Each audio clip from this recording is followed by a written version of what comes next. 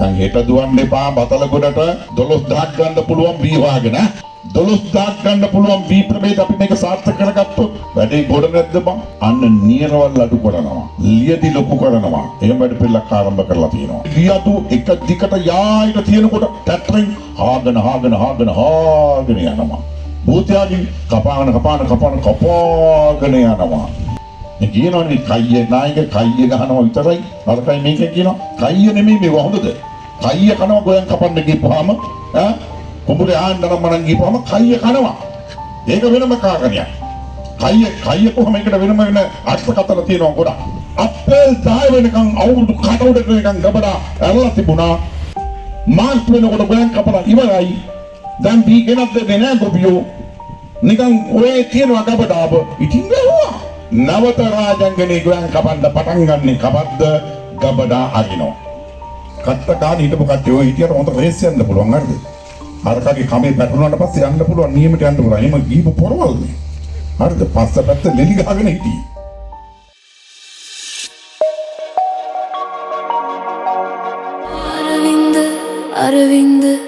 අරවින්ද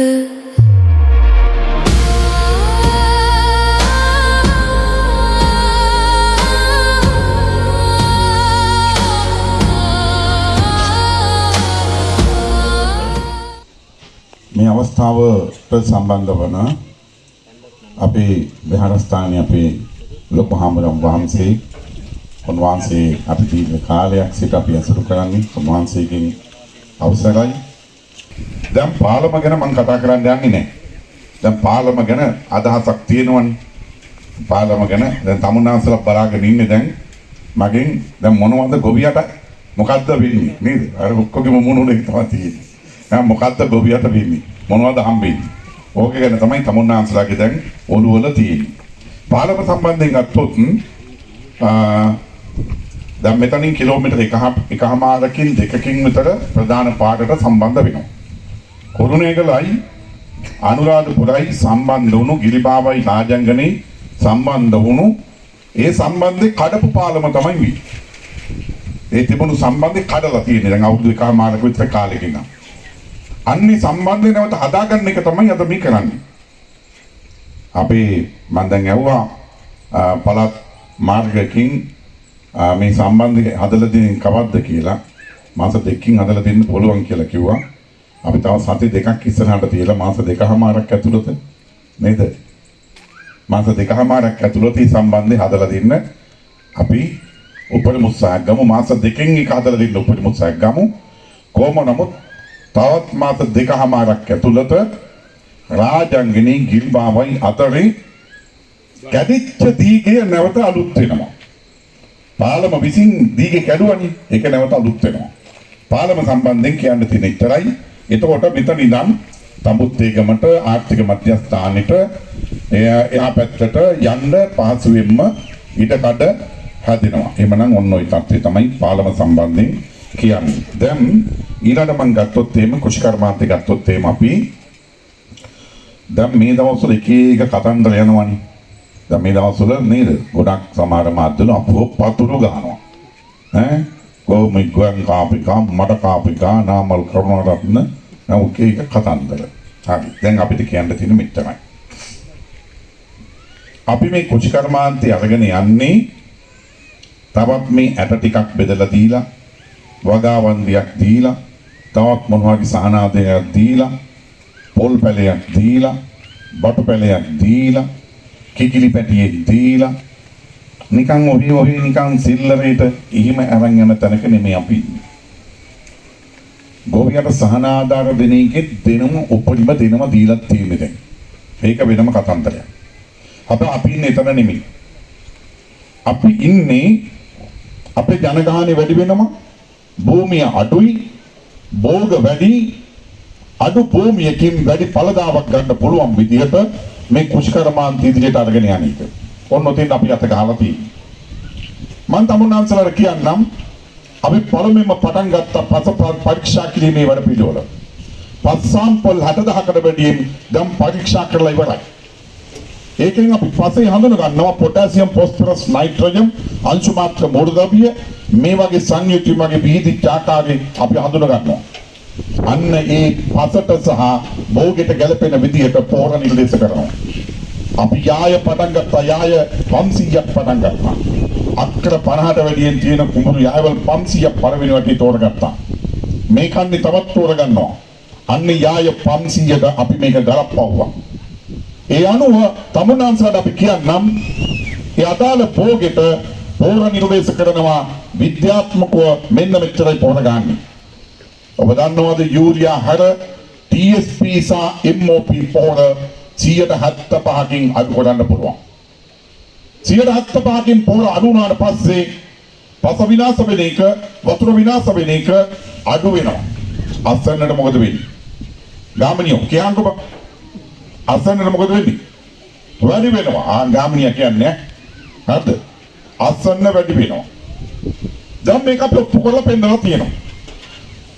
දැන් මම මේ සති 3කට කලින් ගියා මහා ආරගම වැල්ලවාය යාය දෙකක් බැලුවා. අපේ නිලධාරීන් හිටියා, ප්‍රාදේශීයකම් ඔක්කොම හිටියා, ගොවියෝ 200ක් විතර හිටියා. හෙක්ටාරයකින් B කිලෝ 7500ක් අතර ඒ යාය දෙකෙන්ම ගොවියෝ අස්වැන්න ගත්තා. ඒ ගොවින්ගෙන් අහනකොට මීට කලින් කොහමද ගත්තේ කියනකොට හෙක්ටාරයකින් B කිලෝ 5000ක් ඒ වගේ ප්‍රමාණයක් තමයි 5500 වගේ ප්‍රමාණයක් තමයි තියෙන්නේ. දැන් සාමාන්‍ය මේ රාජංගන ව්‍යාපාරයේ V කිලෝ හෙක්ටාරයකින් 6000 ඒ වගේ ප්‍රමාණයක් නේ 6000 6200 300 ওই වගේ ප්‍රමාණයක් තමයි දැන් ගන්නෙ. සමහර තැන්වල මෙහෙම ගන්න බෑ. එහෙමනම් අන්න අපි හෙක්ටාර් එකකින් V කිලෝ 7500ක් අතර ගන්න පුළුවන් කියන එක දැන් ඔප්පු කරලා තියෙන අපේ ගොවි ජනතාව. අලුත් තාක්ෂණයත් එක්ක මේ වගාව යන්නේ ඉස්සරහට. ඔන්න ඔතෙන් අපි අත ගහලා තියෙනවා. දැන් මේ ප්‍රැක්ටිකලි කරපු දේවල් ඈ. ඊළඟට අපිට වැඩි පළදාවක් අස්සන්නක් ගන්න නම් වැදගත්ම කාරණේ මොකක්ද? වැදගත්ම කාරණේ බීජ. මේ බීජ තියෙන වටිනාකම පිළිබඳව ඔබට අදහසක් ගන්න මම කියන්නම්. දැන් කුරුවල් පොල් ගෙඩිය අපි ගන්නවද? සම්බෝල කන්න හොදි කන්න කන්නවද? ගන්නේ නැහැ. සම්බෝල කන්න හොදි කන්නවත් නොගන්න කුරුවල් පොල් ගෙඩිය පැලවෙන්නේ නැද්ද? පැලවෙනවා. කුරුවල් පොල් පැලෙත් අපි හිටවනවා. හොද පොල් පැලෙත් හිටවනවා. දෙකටම සාත්තු කරනවා. පොල් ගස් දෙකක් හැදෙනවා. ප්‍රතිඵලයි මොකක්ද කියලා දන්නවනේ. පොල් පැලි වටිනාකම රුපියල් 500ක් 600ක් වෙයි ආම්බරුනේ. එතකොට අන්න දුර්වල පැලයක් දුර්වල බීජයක් හිටෙව්වට පස්සේ අස්සන්නට මොකද වෙන්නේ? ඒක මම අමුතුවෙන් කියන්න ඕනේ නැහැ. හරිද? ඒවනම් මේ ක්ෂේත්‍රෙ හිටපු කෙනෙක් අපි උදේනි උපනිෂ නේද? එතකොට උදේ ළම දන්නවා. ඒවනම් මෙන්න මේකත් එක්ක වැදගත්ම සාධකයේ බීජ අන්න මේ වෙනකොට පේරාදෙනිය ගන්නෝරුව අපේ පරිශන ආයතන වල අපේ විද්‍යාකරු ලැබ් වල අපේ කෘෂි විද්‍යාඥයෝ බීජ පරිශන කටයුතු ඉතාමත් වේගින් කරගෙන යනවා. ඒවට අපි සල්ලි බින් කරනවා ලෝභ නැතුව සල්ලි දෙනවා. ලෝභ නැතුව සල්ලි දෙනවා. ඒ අඩුපාඩුකම් සම්පූර්ණ කරගන්න සල්ලි දෙනවා. දැන් මේ වෙනකොට අලුත් මිලිස් බීජයක් හඳුන්වා දීලා තියෙනවා. දෙමු මිලිස් බීජයක් හඳුන්වා දීලා තියෙනවා. බතලගොඩ විපර්යේෂණ ආයතනයේ මේ වෙනකොට අත්හදා බලමින් ඉන්නවා හෙක්ටාර් එකකින් V කිලෝ 12000ක් ගන්න පුළුවන් V ප්‍රභේදයක්. දැන් හෙට දුවන්න එපා බතලගොඩට 12000ක් ගන්න පුළුවන් V වාගෙන එහෙම ගන්න බෑ. ඒක මේ අත්හදා බලමින් තියෙන්නේ. 12000ක් ගන්න පුළුවන් V ප්‍රභේද අපි මේක සාර්ථක කරගත්තොත් වැඩේ ගොඩ නැද්ද බං? වැඩේ ගොඩ. වැඩේ ගොඩ. එන ඉතින් එන්න ඕනි. අපි කරන්නේ ඕන ඕවා. කුෂිකර මමත්යම් දෙවිදියට. එමනම් ඊළඟට වීවකාවේදී අනිත් එක තමයි දැන් බිම සකස් කරනකොට දැන් අපි සාමාන්‍යයෙන් පොඩි ට්‍රැක්ටරෙන් අඟල් 3ක් 4ක් තමයි කඩන්නේ. දාලුත්ම සොයාගැනීම මොකද්ද?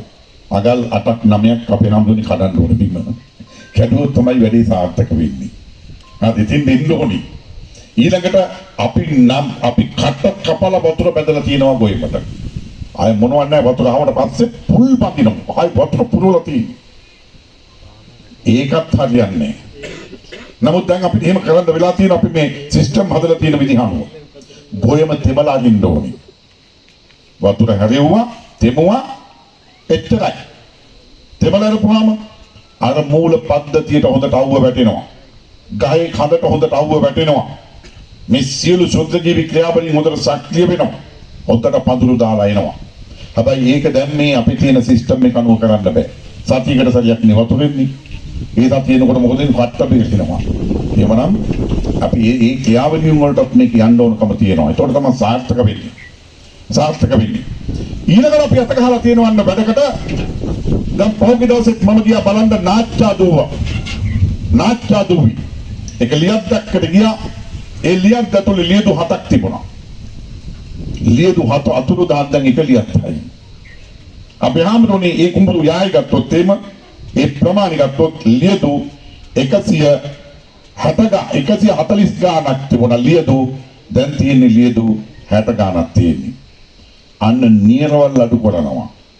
ලියදි ලොකු කරනවා. එහෙම වැඩ පිළිලක් ආරම්භ කරලා තියෙනවා. ඔබ දන්නවද අපි කුඹුරු වලින් 10%කට වැඩියෙන් නියරවල්. ඒතකොට ප්‍රමාණි වගාවට එනවා.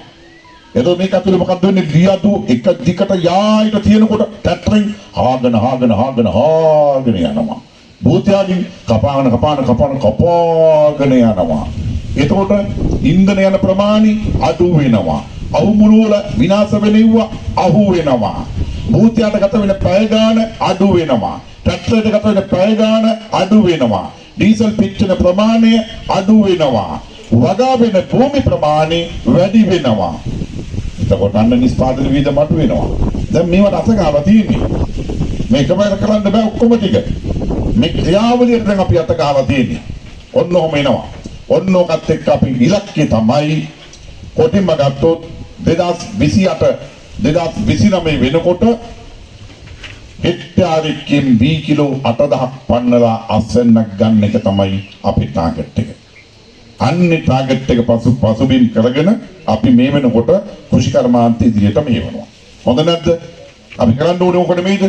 අපි කරන්න ඕනේ ඕක. ඒක කරන්න අපි ආවේ. හරි. ඊළඟ මම තමුන් ආන්සර් කියන්නම් තවත් මේ ප්‍රැක්ටිකලි අපි කරපු දෙයක් කියන්නම්. මේ කියනවනේ කයිය නායක කයිය ගහනවා විතරයි. අරකයි මේක කියනවා. කයිය නෙමෙයි මේ හොඳද? කයිය කනවා ගෝයන් කපන්න ගිහපුවාම කුඹුරේ ආන්නනම් මනන් ගිහපුවාම කයිය කනවා. ඒක වෙනම කාරණයක්. කයිය කොහොම එකට වෙනම වෙන අර්ථකථන තියෙනවා ගොඩක්. හරි. දැන් සාමාන්‍යයෙන් ලොකු ලුණු අක්කරයක වගා කරොත් අස්සනු සාම්ප්‍රදායික විදිහට වගා කරොත් අස්සනු කිලෝ කීයක් ගන්නවද? කියන්න බං. හරි මං කියන්නේ කිලෝ 8000යි. කිලෝ 8000යි. අක්කරයකින් කිලෝ 8000ක් ගන්න ලොකු ලුණු අස්සන්න දැන් අපි 16000ක් ගන්නවා. මේ කරන දේවල් නේ මේ කරපු දේවල් 16000ක් ගන්නවා. අනකලෙන් බෙදුණු ගොවි ජනතාව මේක ඔප්පු කරලා පෙන්නුවා. එක ගොවියෙක් 20000කට වැඩි ප්‍රමාණයක් ගත්තා. පහුගිය දවසේ ලොකු ලුණු බීජ ගම්මානයක් විවෘත කරා. ඒකටත් මම තමයි ගියේ. නාට්‍යාදුව ලොකු ලුණු බීජ ගොවින් සියලු දෙනාටම අන්නේ පැකේජ් එක අපි නොමිලේ ලබා දුන්නා.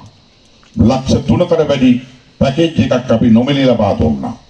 ඒක ඇතුලේ තල ප්‍රමාණය වැඩි, වතුර ප්‍රමාණය අඩුවෙන් පාවිච්චි වෙන්නේ, පොර අඩුවෙන් පාවිච්චි වෙන්නේ, වතුර බින්දුවක්වත් ආට යන්නේ නැහැ. හැම ගහකටම එක සමානව සැලකෙනවා සූටින් නැහැ. හැම බල්බ් එකක්ම එක සමානව හැදෙනවා. අස්සන්න වැඩි. ශ්‍රම වියදම අඩුයි. මහන්සින ප්‍රමාණය අඩුයි. ගමන මහන්සිය අඩු වෙලා වියදම අනිත් පැත්තෙන් අඩු වෙලා අස්සන්න වැඩි වෙනකොට එතෙන් නෙමෙයි ගේන්න ඕනේ. මෙන්න මේ තාක්ෂණي අපි දැන් ගොවි ජනතාවට මේ වෙනකොට කාන්දු කරමින් ඉන්නේ. දැන් අපි ලොකුලුණුම ගමු උදාහරණයකට. දැන් අපි සාම්ප්‍රදායික විදිහට වගා කරලා අක්‍රයකින් 8000ක් කිලෝ ගන්නකොට ලොකුලුණු කිලෝ එක නිෂ්පාදන වියදම අපි හිතමු රුපියල් 50යි කියලා. අපි හිතමු 50යි කියලා. ගම් මේක දෙගුණයක් කරගත්තට පස්සේ අස්සන්න 16000ක් කරගත්තට පස්සේ නිෂ්පාදන වියදම කීයද? අල්බටෝ කියන්කෝ බං නිෂ්පාදන වියදම කීයද? දැන් 50ක් නිෂ්පාදන වියදම 50යි. ගම් මේක දෙගුණයක් කරගත්තට පස්සේ කීයද? සරලයි 25යි. අන්න හරි. අපි උදේනියක් කිව්වා රුපියල් 25යි. නිෂ්පාදන වියදම රුපියල් 25යි. තාදෙලි ඔන්න ඔතෙන් අපි එන්න ඕනේ. දැන් මේ තමනාස මේක තීරු ගන්න තම මෙහෙම උදාහරණයක් කියන්න. දැන් අපි පිටරයක් විකුණනවා රුපියල් 32කට. පිටරේ නිෂ්පාදන වියදම රුපියල් 25යි. දැන් කීයක් ලාභද ගොවියට බිත්තරේ? රුපියල් 32කට විකුණනවා ගොවියට වීදම් ගිහින් දෙනවා 25. කීයද? ලාභ කීයද? රුපියල් 7යි. බිත්තරේ නිෂ්පාදන වියදම රුපියල් 15යි. බිත්තරයක් විකුණනවා රුපියල් 25ට. දැන් ලාභ කීයද? 10යි. එමනම් ගොවියට බිත්තරේ රුපියල් 32කට විකුණන එකද ලාභ 25ට විකුණන එකද? 25ට විකුණන එක. පාරිභෝගිකයට ලාභ 25ට විකුණන එක. ඔතෙන්ද නෙමෙයිද ගේන්න ඕනේ අපේ රට. ඉතින්ද ගේන්න ඕනේ. ඔන්න ඔතෙන්ද අපේ රට අරගෙන එන එක තමයි අපි කුෂිකර්ම අමාත්‍යාංශ ඉලක්කය. ඔන්න ওই දේවල් ඉලක්ක කරගෙන තමයි අපි වැඩසටහන් දියත් කරන්නේ. එහෙම නැතුව අර සාම්ප්‍රදායික විදියට මොනවා හරි දීලා වෙලා ඒකෙන් මඩි ගහගෙන හොරකම් කරගෙන කාබාසිනිය කරන එක නෙමෙයි අපි ඉලක්කය. තාදිනේ කාරණේ. එන ඔන්න ඔකත් එක්ක ඊළඟ වාඩි පද්ධති හැදින්න ඕනේ. කලබේලි අනම්මන ඒව ටික හැදින්න ඕනේ. ජල ප්‍රශ්නේ විසඳෙන්න ඕනේ. ඒවටත් අත ගහලා තියෙන්නේ. ඒ කටයුතු කරගෙන එනවා. හරිද? දැන් ලක්ෂ 5000ක් වෙන් කිව්වා රාජංගනීට. ලක්ෂ 5000 ගිය වසරේ. රාජංගනී ජම් ව්‍යාපාරික අදාළව. ඒතර උස්සාන ව්‍යාපෘතිවට ඒව පිළිවෙත අවධානය යොමු වෙලා තියෙනවා. ලංකාවේ එකම උස්සාන ව්‍යාපෘතිය රාජංගනී. ඉතින් ওই තත්ත්වය තුළ මේ රාජංගනී ගත්තොත් එහෙම අපේ රටේ ගත්තොත් එහෙම සුවිශේෂී කලාපයක්. මේ පිළිවෙත අපිට අවධානය යොමු වෙලා තියෙනවා. මේක තමයි තත්ත්වය.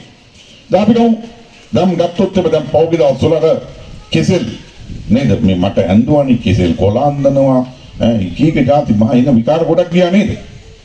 දැන් මේවා මේගොල්ලෝ ආශ්චර්ය ලක් කිරුවට තමුන්නාන්සලා දන්නවද?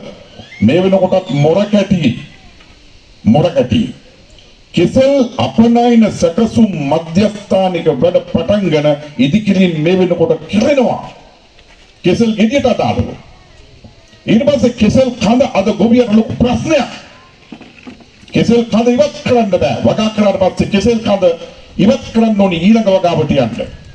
ඒතර ඒ වෙනුවෙන් ගොවියා ලොකු මාංශයක් දරන්න ඕනේ වෙනම වේදමක් දරන්න ඕනේ.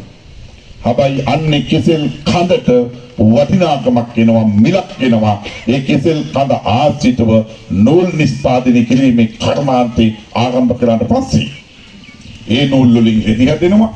ඒ රෙදි වලින් නිමියදුම් නිර්මාණය වෙනවා. හරිද? දැන් මේ ප්‍රායෝගිකව කරන්න යන දේවල් මේක තමයි තත්ත්වය.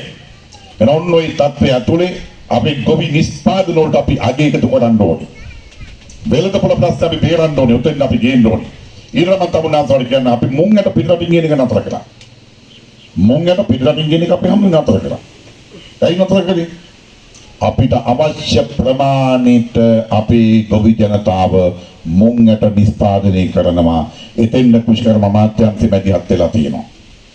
මේ සැරේ මැදකන්නේ හෙක්ටයාර් 16500ක් වගා කරන්න සැලසුම් කරලා තියෙනවා. ඒ ගොවි ජනතාවට අපි විවිධාකාර විදිහට සහන දෙන උදව් කරනවා. මුංගට පිටරටින් ගෙන එක නතර කරා. අපි රටවටේ මෝදක් තියෙනවා. සමන් එක පිටරටින් ගෙනාව අපේ හාමුදුරුවෝ. දැන් තමුන්නාන්සලා දන්නවද සමන් පිටරටින් ගෙන එක නතර කරලා තියෙන්නේ කියලා? සමන් පිටරටින් ගෙන එක නතර කරලා තියෙන්නේ. සමන් පිටරටින් ගින්නේ නැහැ. තවත් මාස කිහිපයක් යනකොට අන්න මැල්සිටිපුර ප්‍රදේශයේ තවත් සමන් ෆැක්ටරියක් ඕපන් වෙනවා. පෞද්ගලික අංශේ සමන් ෆැක්ටරියක් ඕපන් වෙනවා. ඒකත් ඕපන් වුණාට පස්සේ අපිට සමන් පිටරටින් ගේන්න අවශ්‍යතාවයක් නැහැ. මේ තමයි ඉදිරි පියවර. දැන් මේ ඊයේ නෙමෙයි පෙරේදා දකින්න ඇති අපි අමාත්‍යාංශේ ගොවි සංවිධාන වලට ට්‍රැක්ටර් බෙදලා දුන්නා. දැන් රටකජු ගම්මාන අපි හඳුනගත්තා තියෙනවා රටකජු ගම්මාන. ඒ රටකජු ගම්මාන වල ගොවි සංවිධාන වලට ට්‍රැක්ටර් නොමිලේ දුන්නා. අන්න නිකවල පිටත් එකක් ආවා. ට්‍රැක්ටර් ආවා. නොමිලේ දුන්නේ ට්‍රැක්ටර්. ගොවි සංවිධාන දෙන්නේ. වැඩසටහන් ගොඩක් එනවා. කුෂිකර්මාන්ත ඉස්සරහට අරගෙන යන්න. එහෙම ඔන්න ඔය තත්ත්වය ඇතුලේ අපි තමුන්නාන්සලාට කියන්නේ පෞගේ කාලේ ගත්තොත් එහෙම දිත්වාවා. දිත්වාවට පස්සේ විශාල විනාශයක් වුණා ගොවිතැනට කුෂිකර්මාන්තෙට. සාම්ප්‍රදායික විදියට වන්දි කිව්වනම් ගෙවන්නේ කොහමද ඕන් ගෙවන්නේ තියාගන්නකෝ. වී, බඩිල්බු, අර්ථාපල්, ලොකුලෝණු, මිලිස්, සෝයා. ඔන්න ඔය භෝග 6 විතරයි හම්බෙන්නේ. ඒකෙත් වීවගාපිටි පූර්ණ මේ හානිය උණු වෙච්චට හම්බෙන්නේ කීයද? රුපියල් 16000යි. අයි මූලික හානියනේ උනේ රුපියල් 16000යි.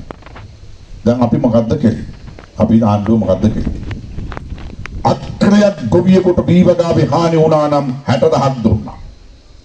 කැකිලිද පිපිඤ්ඤද වට්ටක්කද තුඹද කරවිලද එළබඩුද වම්බඩුද තිබ්බඩුද ඕනම එළවලු භෝගයක් විනාශ වුණා නම් ඒ වගේම කෙසෙල්ද පතක්කද අන්නාසිද පළතුරු විනාශ වුණා නම් අන්න ඒවට ඉතිහාසෙ පළවෙනි වතාවට වන්දි කිව්වා.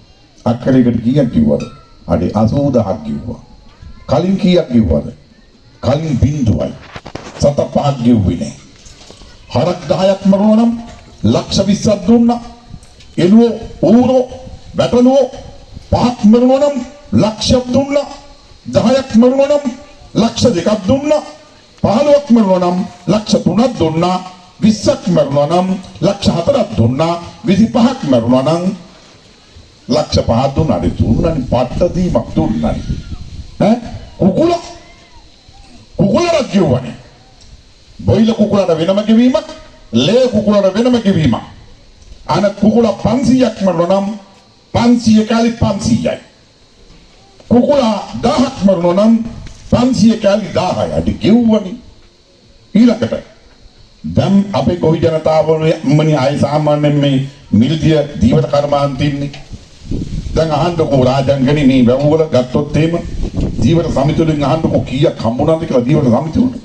ඉතිහාසෙ පළවෙනි වතාවට ලක්ෂ 60 70 හම්බුණා. සිය බලංගම විතරක් ලක්ෂ 70ක් මේ චන්ද්‍රමතුමා. ඈ? ඔය රාජංගනි ලක්ෂ 80ක් ඔන්න අපේ උපාධිය කියන්නේ. ලක්ෂ 80ක් දුන්න රාජංගනි. ආන්නකෝ මීට කලින් දැල් කැඩුන්නේ නැද්ද? ඔරු කැඩුන්නේ නැද්ද? ගම්මතොට අහුුන්නේ නැද්ද? හානි වුණේ නැද්ද? වෙලා තියෙනවා. සත්ත පහක් හම්බෙලා තියෙනවද? හම්බෙලා නැහැ. ඒගොල්ලෝ ඒ වර්ගනේ මොකද්ද ඉතිහාසෙ පළවෙනි වතාවට තමයි අපිට මෙහෙම හම්බෙන්නේ. අද පිටුවනි පට්ට බෙදිල්ල.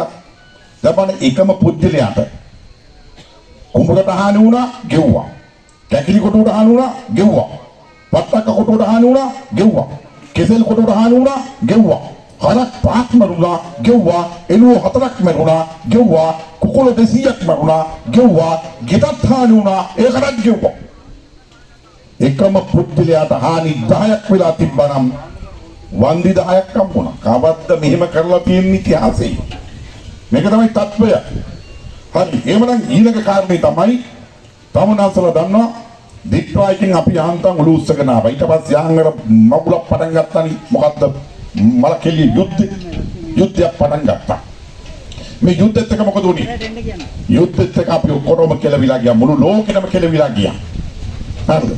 මුළු ලෝකෙම කෙලවිලා ගියා. එහෙමනම් මෙන්න මේකත් එක්ක ඔබ දන්නවද දකුණු ආසියානු මේ රටවල ගත්තොත් එහෙම අඩුම මිලකට රජයේ මැතියක් තීමෙන් පොහොර දුන්නේ ශ්‍රී ලංකාව. ශ්‍රී ලංකාව රජයේ මැතියක් තීමෙන් දැන් ගොවියා බේර ගන්න අපි මැදිහත් වීමක් කරන්න ඕනේ. අපි තීන්දුවක් ගත්තා. අපේ ජනාධිපතිතුමාගේ අනුග්‍රහයකට ලැබුණා. අපි ලාල්කාන්ත ඇමතුමා අපි කට්ටියම තීරණයක් ගත්තා. සමාගම් සතුව තියෙන පොහොර වලින් 65ක් අපි ගත්තා. ඔය සමාගම් වල පොහොර ඇතම් සමාගම් වලින් අපිට බලෙන් වාගේ තමයි ගන්න ඕනේ. මොකද ඒක සරල වැඩක් නෙමෙයි ඈ. සරල වැඩක් නෙමෙයි. අපි ගත්තේ සල්ලි දීලා. අපිට මුදලට ගත්තේ. පොහොර මෙට්‍රික් ටොන් 62000ක් ගොවින්ට ආණ්ඩුව බෙදුවා. ටොන් එකක් කියන්නේ කිලෝ 1000ක්. කිලෝ 1000 ගොඩවල් 62000ක් ආණ්ඩුව බෙදුවා. අන්තිමට ගත්තු පොහොර තොගේ ටොන් 7100ක් ගත්තා. මේ ටොන් 7100 කීයටද ගත්තේ දන්නවද? ඈ? මම මාධ්‍යවලින් අහුන්නේ නැද්ද? කීයට ගත්තේ බලන්න දන්න කෙනෙක් කියන්නේ? කියන්නේ මේ පැත්තෙන් ගමන්න කියන්නේ. කීයට ගත්තේ? අන්තිම පොහොර තොගේ ආණ්ඩුව ගත්තේ කීයටද? අඩේ රුපියල් 17000ට බං 17000ට ආණ්ඩුව ගත්තේ රුපියල් 17000ක් ගෙවලා ඒක පොහොර මිටියකට. ඊළඟ තොගේ ගත්තේ කීයටද? ඊට කලින් තොගේ රුපියල් 15000 මීලක් මතක තියාගන්නilla. මේ මොපාලට මම කියන්නේ ඔය ගාමිල ඔය කියන්නේ මිනිස්සුන්ට. ඊළඟ තෝගේ කීයද ගත්තේ? ඊළඟ තෝගේ ගත්තේ රුපියල් 15940කට. ඔය ඉලක්ක මතක තියාගන්න. ෆෝන් එකේ ගහගන්න. 15940ට තම රුපියල් 60ක් එකතු වුණා නම් රුපියල් 16000යි. ඊළඟට ඊට කලින් ගත්ත ෆෝන් තෝගේ කීයද ගත්තේ? රුපියල් 13970ට. තව රුපියල් 30ක් එකතු වුණා නම් අපේ හාමුදුරනේ රුපියල් 14000යි. රුපියල් 17000ට රුපියල් 15940ට රුපියල් 13970ට එහිම ගත්තු පොර තමයි අඩේ රුපියල් 10000ට ගොවියට දුන්නේ. ගත්තේ නැද්ද පොර? හම්බුණා නේ? හම්බුණා. රාජ්‍යගෙන ගොවියට හම්බුණා. එහෙම ගත්තු පොර මේ දුන්නේ.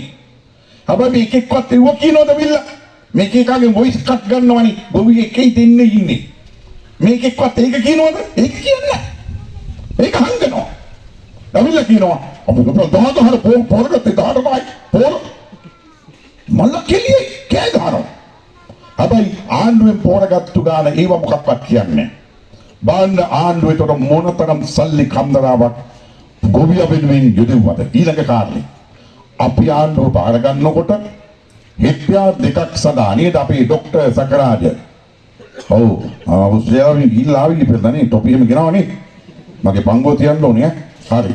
එතකොට දැන් අපි ආණ්ඩුව ගන්නකොට හෙක්ටයාර් 2ක් සඳහා කීයක්ද සල්ලි දුන්නේ? ආධාර දුන්නේ. හෙක්ටයාර් 2කට එකට කීයද දුන්නේ? එකකට දුන්නු ගාන කියන්නේ 15000යි. හෙක්ටයාර් 2කට දුන්නේ කීයද? 30000යි. දැන් කීයක් දෙනවද? කෑ ගහලා කියන්න මම. කීයද? 60000යි. දැන් 60000ක් දෙනවා. අපි එනකොට දුන්නේ 30000යි. අද දැන් 60000ක් දෙනවා. හෙක්ටයාර් 2ක් තියෙන ගොවියෙකුට අවුරුද්දකට ආණ්ඩුව ගෙවනවා මේ රටේ මහ ජනතාවගේ පොදු මුදල් වලින් 1,20,000ක්. ඊළඟට දීවදා කරන ඉඩම් වල කන්න රැස්වීමේ තීන්දුවක් අනුව අතිරේක භෝග වදා කරනවා නම් ඒ සඳහා කලින් කීයක් දුන්නද? සානාදාර ලබ්බක් දුන්නා. සත පහක් ගෙව්වේ නැහැ. අපි ගිය කන්නේත් ගෙව්වා. ඊට කලින් කන්නේත් ගෙව්වා. මේ කන්නේත් ගෙව්වා. මේ කන්නේ ගාන වැඩි කෙරුවා. අඩි එච්චර දෙනවා. පට්ට දීමක් දෙන්නේ. දැන් මෙච්චර දෙද්දී දැන් මේ තමයි අපි කියනවා අපි පොරම කියක් දහට ගත්තේ. කොහොමද නාමල් කරනකොට ගොන් කාපි කම්මැටි කාපි කා. ඔටි පණිනවා. හැබැයි දැන් මේ කියන එක අමතක කරනවා මොකද්ද? එයාට ආණ්ඩුවෙන් අඩු මිලට පොර ලැබිච්ච එක අමතක කරනවා. එයාට රජයෙන් මුදල් ලැබිච්ච එක එයා අමතක කරනවා. දැන් අපි මෙහෙම ගමු. හරි. යම් ගොවියෙකුට ආණ්ඩුවෙන් හම්බුණා පොර මිටි දෙකක්. දැන් මේ පොර මිටි දෙකට කීයද වියදම? 10200 වුණාම රුපියල් 20400යි. හරි. මේක තවත් පොර මිටියක් කඩෙන් ගත්ත කීයද කියමුකෝ ගත්ත මිටියක්. හරි ඒකට 60000යි. දැන් මේ පොර මිටි තුනට කීයද වියදම් ගිහිල්ලා තියෙන්නේ? රුපියල් 38400යි. දැන් අපි හිතමුකෝ මේකට හම්බෙනවා රුපියල් 20000ක් ආණ්ඩුවෙන් හම්බෙනවා. 20000ක් හම්බෙනවා. දැන් රුපියල් 20000ක් උත් හම්බෙලා තියෙනවා. පොරමිටි තුනක් කරන් තියෙනවා. පොරමිටි තුනට රුපියල් 38400ක් විතර ගිහිල්ලා තියෙනවා. එතකොට අර 20000 අයින් කරාට පස්සේ එතකොට ඉතුරු වෙන්නේ කීයද? රුපියල් 18000යි. එහෙමනම් මේ රුපියල් 18000 පොරමිටි තුනෙන් බෙදුවට පස්සේ කීයද දෙන්නේ ගාන? රුපියල් 6000යි. එතකොට ඇත්තටම මෙයාගේ පොරමිටිය මේ වෙලාව ක්‍රීමි කීයද? රුපියල් 6000යි. මම මේ උදාහරණයක් ගත්තේ මේකේ.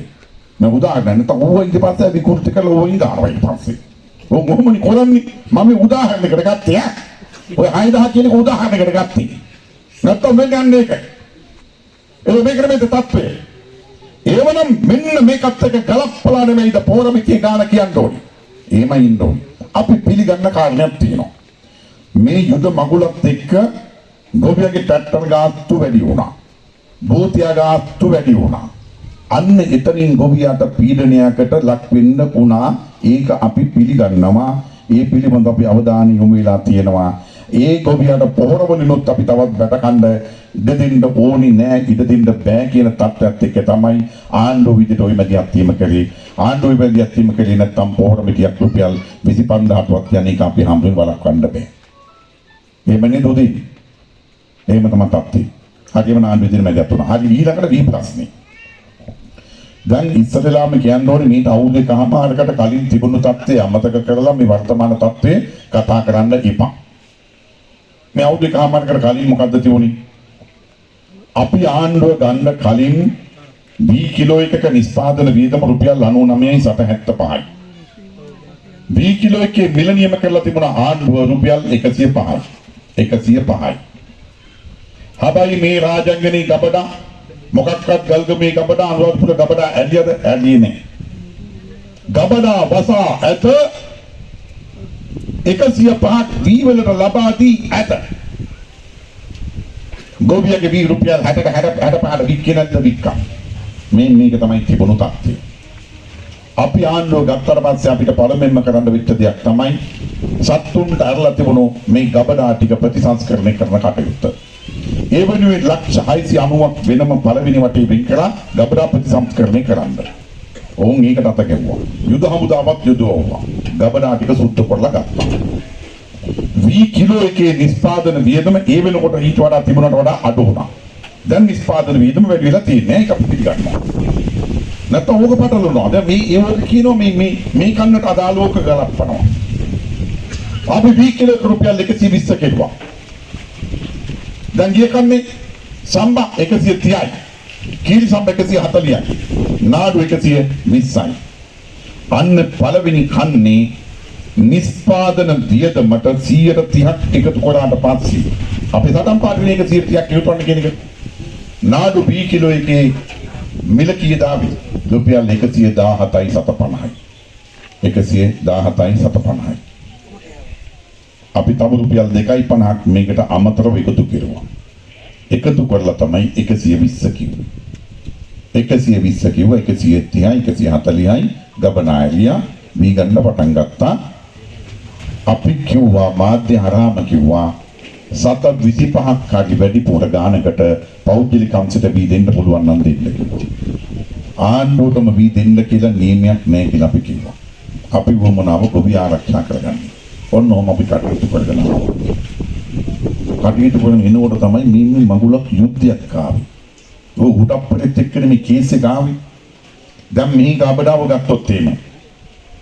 ගිය පෙබරවාරි 16 වෙනිදා මේ ගබඩාව වැටියා නේද? පෙබරවාරි 16 මේ ගබඩාව වැටියා. අප්‍රේල් 10 ගබඩාව වැහුවා. මාර්තු වෙනකොට මේ වී කපලා ගොයන් කපලා ඉවරයි. කපලා ඉවරයි. කපලා ඉවරයි. අද දැන් බලන්න මං කියන්නේ පෙබරවාරි ගබඩා ඇලියා අප්‍රේල් 10 වෙනකන් අවුරුදු කට උඩට වෙනකන් ගබඩා ඇරලා තිබුණා. මාර්තු වෙනකොට ගොයන් කපලා ඉවරයි. දැන් වී ගෙනත් දෙන්නේ නැහැ ගොවියෝ. නිකන් ඔය තියෙන ගබඩාව ඉතින් වැහුවා. වී ගබඩා ගින්නේ ගොයන් කපන කාලෙට. ගොවියා වී ගෙනත් දෙන කාලෙට. නවත රාජංගනේ ගොයන් කපන්න පටන් ගන්නේ කවද්ද? ගබඩා අරිනවා. ගබඩා ඇරලා වී ගන්නවා අපි. ඕන් එක. හරි ඊළඟට. දැන් මේ සමහර කෑ ගහන පප්පලට මං කියන්න ඕනේ 77.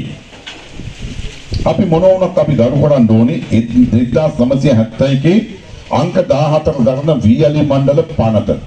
මේ පනත යටතේ තමයි වී අලි මණ්ඩලයේ පිහිටුවුවේ සිරිම බණ්ඩාරනායක මැතිණියගේ ආණ්ඩුව. අපි මැතිණිය මේ වෙලාවේ ගෞරවයෙන් මතක් කරනවා. හොඳද? නම් කුහක වෙන්න ඕනේ නෑනේ. හරි. වී අලි මණ්ඩලය ආරම්භ කරා.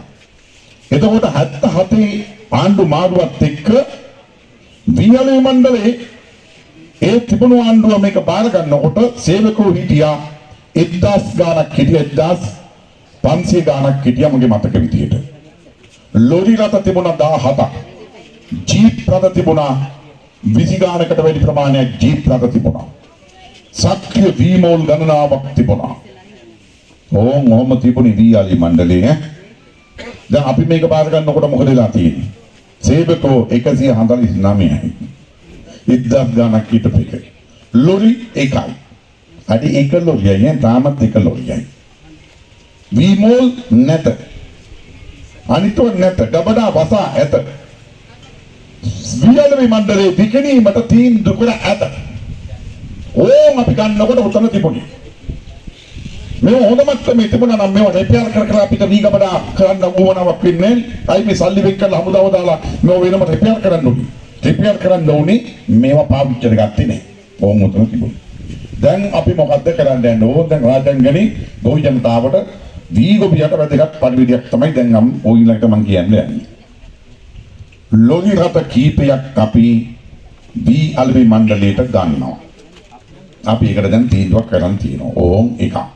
ඔන්න පියවරක් ඉදිරියට තියෙනවා. අවශ්‍ය සේවක ප්‍රමාණය බඳව ගැනීම කරනවා. ඔන්න තවත් පියවරක්. ඊළඟට වී අලෙවි මණ්ඩලයට වී වේලන යන්ත්‍ර කිසිවක් තිබුණේ නැත. එක වී ඇටයක් වේලීමට වී අලෙවි මණ්ඩලයට පාදුකම් නැත. හැබැයි ගිය කන්න වෙනකොට අපි අනුරාධපුරයේ විතරක් වී වේලන යන්ත්‍ර දෙකක් සවි කරා. අන්න දැන් වී වේලන යන්ත්‍ර සවි කිරීමේ කටයුතු ඒකට අපි අත ගහලා තියෙනවා. පෞද්ගලිකම්සිත සම්බන්ධ කරගෙන තියෙනවා. ගිරිබාව සම්පකාරීට අපි වී වේලන යන්ත්‍රයක් ලබා දෙන්න කටයුතු කරනවා. රාජංගනී සම්පකාරී සභාවතුමාලා ඉන්නවනේ. බලතු දෙකම ඉන්නවා මෙතන. සම්පකාරී සභාවතුමා දෙන්නවා. රාජංගනී සම්පකාරීට වී වේලන යන්ත්‍ර හොඳයි නේ. වැඩි කරමු. හරි. රාජංගනී සම්පකාරීට අපි වී වේලන යන්ත්‍රයක් දෙනවා.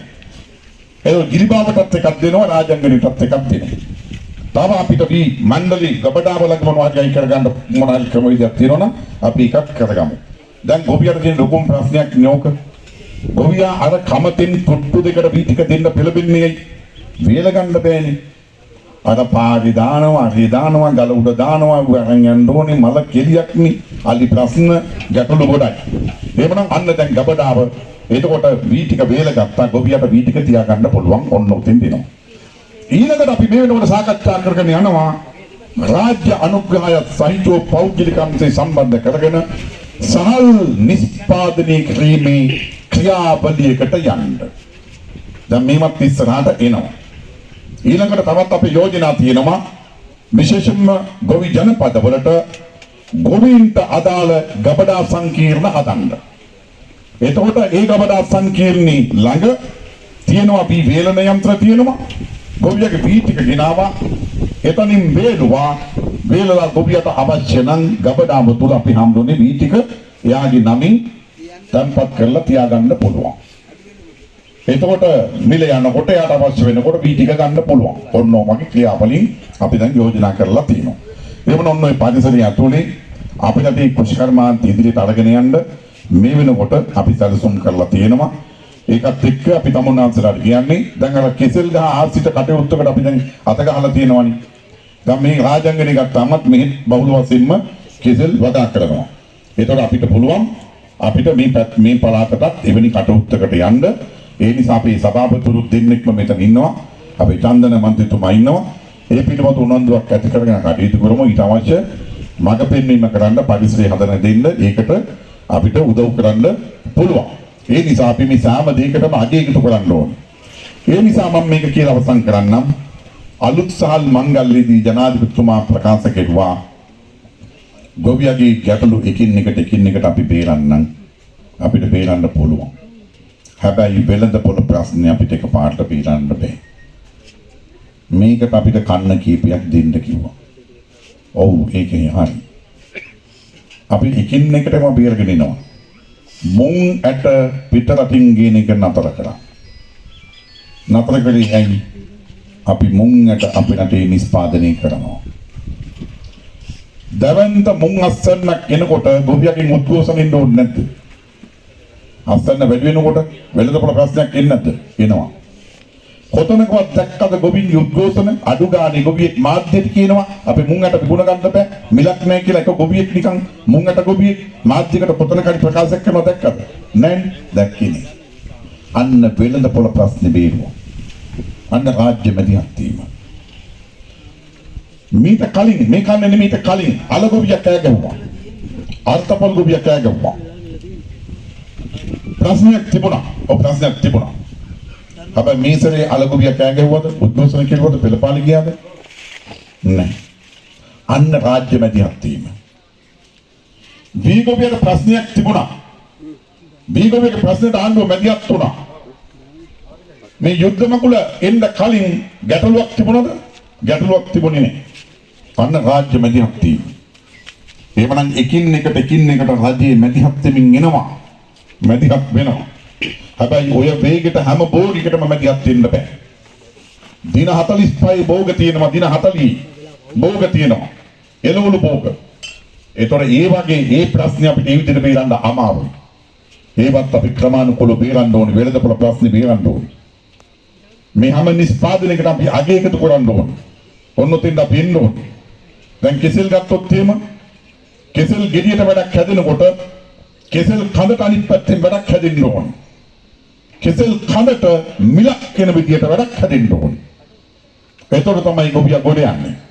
ඒක ඔන්න ඔය තත්ත්වයන් එක්ක අපි කටයුතු කරගෙන එනවා. ඒ නිසා අපි තමුන්නාන්සලාට කියන්නේ මේක එක සමාජ මාධ්‍යවලින් නොයෙකුත් ආකාරයෙන් මේ සමාජ නාලිකාවලින් ප්‍රවෘත්ති විකෘති කරනවා. මේවට අහු වෙන්න එපා. ඒවට අහු වෙන්න එපා. ඕන්න එක්තරා නාලිකාවකින් පහුගිය දවසක යනවා නිවුස් එකක්. මේ තනි පුද්ගලෙක් වොයිස් කට් එකක් දෙනවා. ඒක පුද්ගලෙක්. මේ තනි ඉපලෝගම අනුරාධපුරේ ඉපලෝගම කාගම හාමුදුරුවෝ කාගම සමගි ගොවි සංවිධානයේට අයිති ගොවියෙක් කියලා කෙනෙක් කියනවා එක්තරා නාලිකාවක අපිට පොර සල්ලි හම්බුන්නේ නැහැ. අපිට පොරක් නැහැ. මොනවත් නැහැ. කොහොමද නාමල් කරුණාරත්න? කොහොමද ආල්කාන්ත? දැන් මොකේද හරව? දැන් මල කෙලියයි. දැන් මිනික තනියෙන් මේ. අපි මේ නාලිකාවේ මේක ලොකු නිවුස් එකක් දැන්. අපි යන්නේ කාගම සමගි ගොවි සංවිධානයට ගරු කරනවා. පොහොඩ වෙනකොට කාගම ගොවි සංවිධානයේ නායකයෝ කැඳවුවා මාධ්‍යමෝ. කැඳවලා කිව්වා අපේ ගොවි සංවිධානයේ සමාජිකින්ට පොර සල්ලි හම්බුණා. ආණ්ඩුවෙන් රුපියල් 10000ට පොරක් හම්බුණා. අපේ ගොවි සංවිධානයේ සමාජිකින්ට ප්‍රශ්නයක් නැත. ඔය ප්‍රකාශය කරපු පුද්ගලයා වගා කර නැත. දැන් මේ නාලිකාව අර ගොවි සංවිධානයට වොයිස් කට් එක මේ මයික් එක කල්ලුවේ නේ. දැන් ඒ මාධ්‍යමවත් තියලා ඒ ගොවි සංවිධානයේ මේ නිවර්ණ කරපු ප්‍රකාශයේ නාලිකාව දානවද? දාන්නේ නේ. අපේ දැන් රටට යන්නේ අර වැඩි ප්‍රවෘත්තිය. මෙන්න මේක තමයි තත්ත්වය. ඒ නිසා අපි තමුන්නාන්සලාට කියනවා අපි ලොකු ඉලක්කයක් සහිත වැඩ කරගෙන යනවා. අපි මේ ඔක්කොම වැඩ කරගෙන ඉන්නේ අපිට පෞද්ගලික මොකක්වත් ගන්න නෙමෙයි.